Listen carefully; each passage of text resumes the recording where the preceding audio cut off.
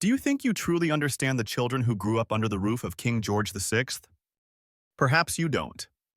Behind the image of a solemn monarch lay two daughters whose lives unfolded in entirely different ways.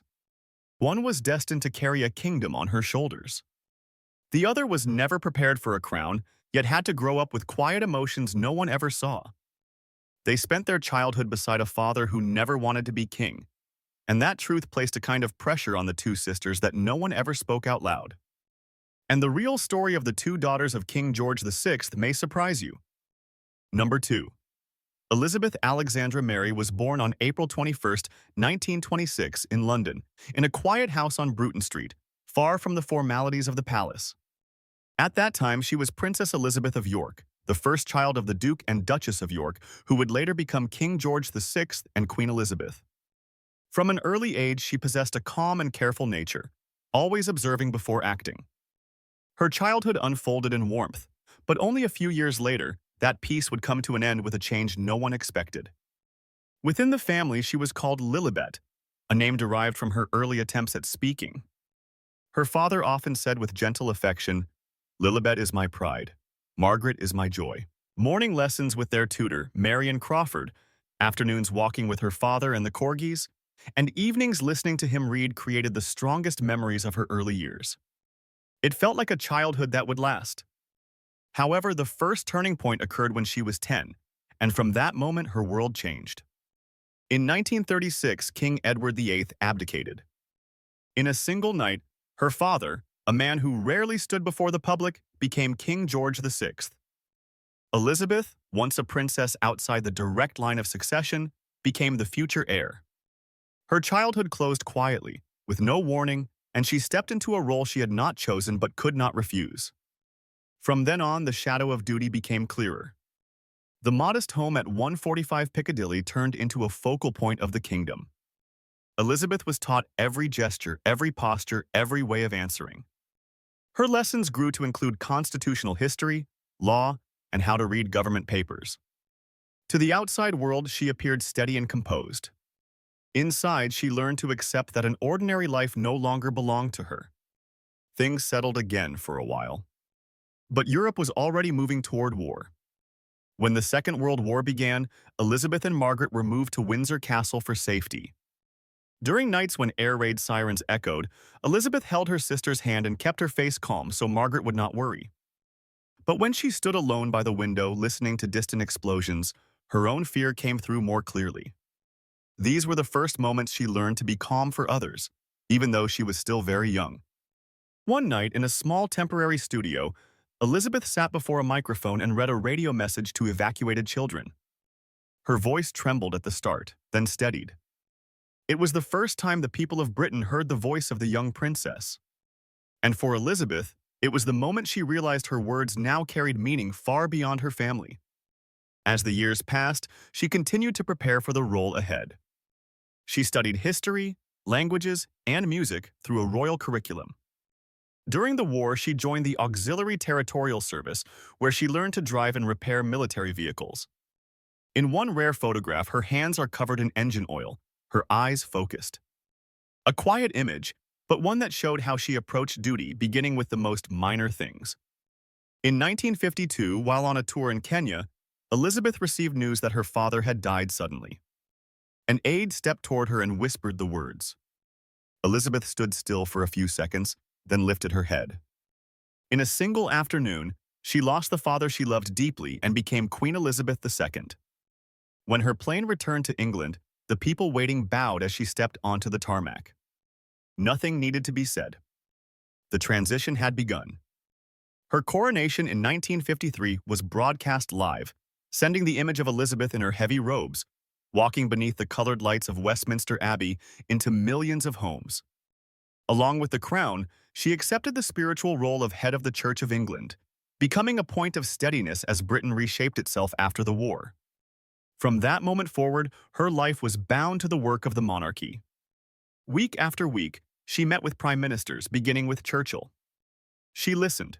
She spoke carefully. She never judged.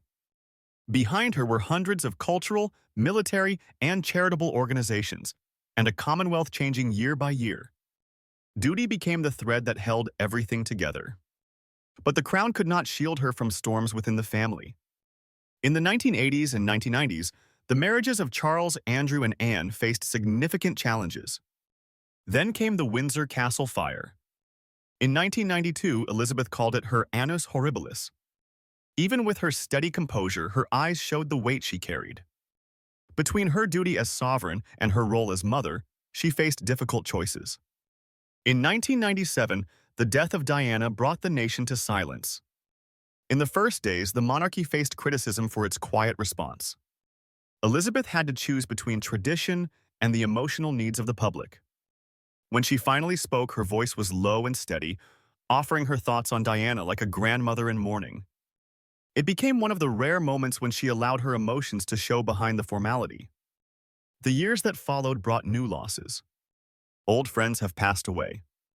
And in 2021, Prince Philip, her companion of more than 70 years, died. At the funeral, she sat alone, hands clasped, head bowed. No words. Only a quiet figure in black. In her later years, she reduced her schedule but continued weekly audiences with prime ministers. She still followed horse racing. She still lets the corgis run around her feet. At Balmoral or Sandringham, she drove her own car and walked her dogs, small glimpses of the simpler life she once lived. Even as her health weakened, she maintained a steady presence. A consistency she kept until the very end.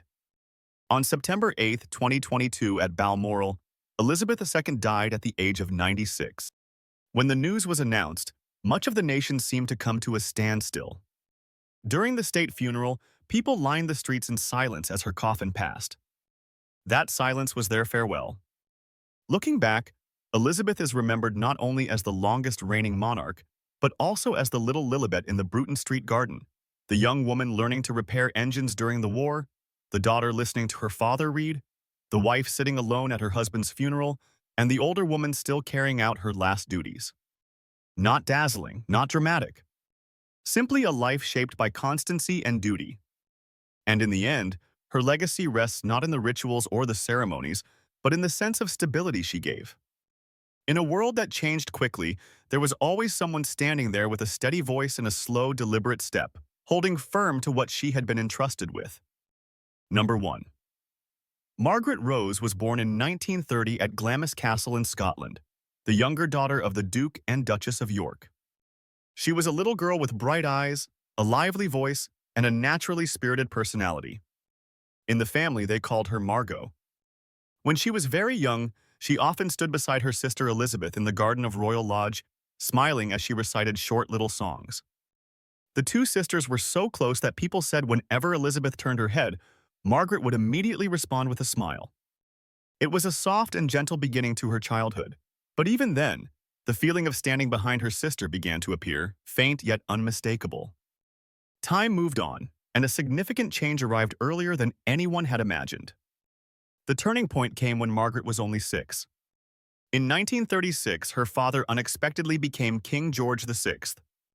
In a single night, the peaceful life in the countryside ended. The family moved into the heart of the royal world, where every eye was upon them. Margaret was no longer the little girl running freely through the garden. She became the second daughter of the king, a position lovely in its own way but always behind her sister, the future queen. People in the palace praised her liveliness, often adding, "So different from Elizabeth." It was the first time she understood that she was being compared to a standard that had existed long before she had a chance to shape herself. And with each passing year, that feeling grew more defined. During the war years, the two sisters lived at Windsor.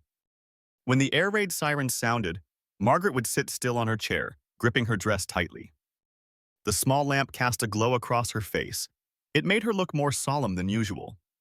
One night, after hearing that London neighborhoods had been bombed, she looked out the window and asked a maid, "Can we go back there?"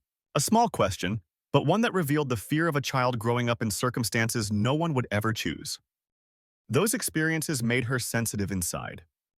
She tried to keep her cheerful energy, but those close to her knew she sometimes fell silent very quickly, almost as an instinct. As the war drew to a close, her teenage years brought a different kind of change. As she grew older, Margaret learned to play the piano, practice singing, and joined small royal performances. Her bright voice and graceful presence earned admiration. But even those compliments often ended with the familiar line, "Elizabeth is the important one." That sound became part of the atmosphere she grew up in. Still, in music and performance, Margaret found a path that felt like hers, a place where she could breathe more freely. And just as she began forming ideas of her own future, another turning point emerged. In 1952, when Margaret was 21, her father, King George VI, died suddenly. She stood in a small room at Sandringham, one hand resting on a chair, her eyes red but without tears. In that moment, her sister became Queen Elizabeth II. Margaret remained still. Losing her father was the most profound sorrow of her life. He had been the one who looked at her with steadiness and affection. From that point onward, her expression changed. She became quieter, more thoughtful, more easily withdrawn when no one was looking. And before she had time to recover, her life shifted again. During this period, Margaret grew close to Peter Townsend, an officer who had served the family for many years. Moments when he adjusted her coat before she stepped into a car, or when she gently brushed dust from his shoulder, were captured by cameras. The press began to take notice. But Townsend was a divorced man, and royal rules at the time did not allow a princess to marry someone who had been divorced. They tried to keep things quiet, but every image and every headline made it harder. It was the first time Margaret felt the full weight of the media. And what followed became one of the heaviest choices of her life. Then came the night she had to make a decision. At Clarence House, she sat looking at a photograph of her father, dressed in uniform, calm and steady. She sat for a long time. The next morning, a statement was released to the public. She would not marry Peter Townsend. When the announcement aired, the country fell silent. It was the day Margaret understood that there were things she had to let go of, even when her heart did not want to. From then on, something in her gaze shifted. It became deeper, quieter, more guarded. After that, Margaret continued her royal duties. She often attended artistic events, where she spoke with actors, dancers, and musicians. She felt at home in creative environments, places where no one expected her to resemble her sister. But during significant events, her eyes sometimes drifted away for a moment, as if her thoughts were somewhere quieter. The tension between responsibility and personal life grew sharper as she stepped into marriage. In 1960, Margaret married Anthony Armstrong Jones. The wedding at Westminster Abbey drew thousands of people along the streets. A new chapter opened. But the differences between royal life and the world of art soon created difficulties. In the 1970s, newspapers frequently reported on their growing distance, and new relationships began to emerge. In 1978, the marriage ended. This was the second breaking point, the first modern royal divorce. A shift that stayed with her for years. After the divorce, Margaret found quiet in Mustique. She spent time on the beach wearing sunglasses, holding a cigarette and a drink beside her. There she spoke little, lived slowly, and kept the habit of listening to music late into the night. But her health declined. In 1985, she underwent lung surgery.